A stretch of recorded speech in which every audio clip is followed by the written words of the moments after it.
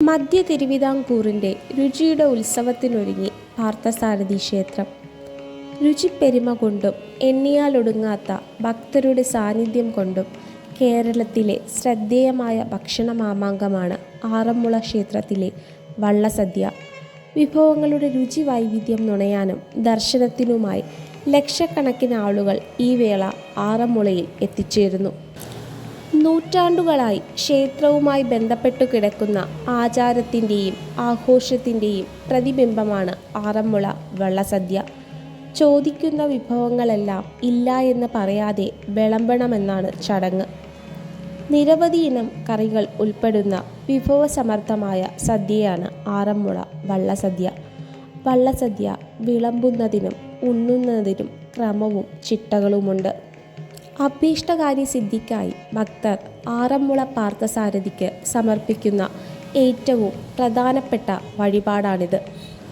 44 വിഭവങ്ങൾ ഇലയിൽ വിളമ്പുന്നു.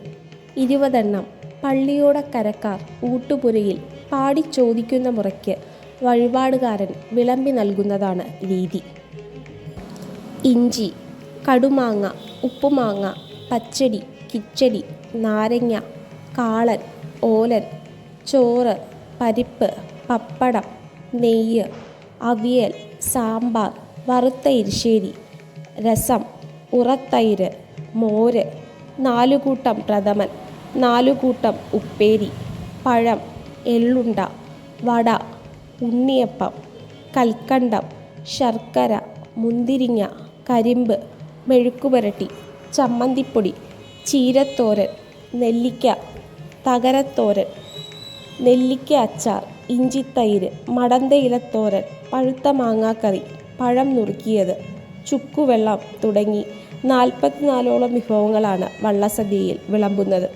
കേരളത്തിലെ ഏറ്റവും വിശിഷ്ടമായ ക്ഷേത്ര ആചാരങ്ങളിലൊന്നായ ആറന്മുള പാർത്ഥസാരഥി ക്ഷേത്രത്തിലെ വിശ്വപ്രസിദ്ധമായ വള്ളസദ്യ.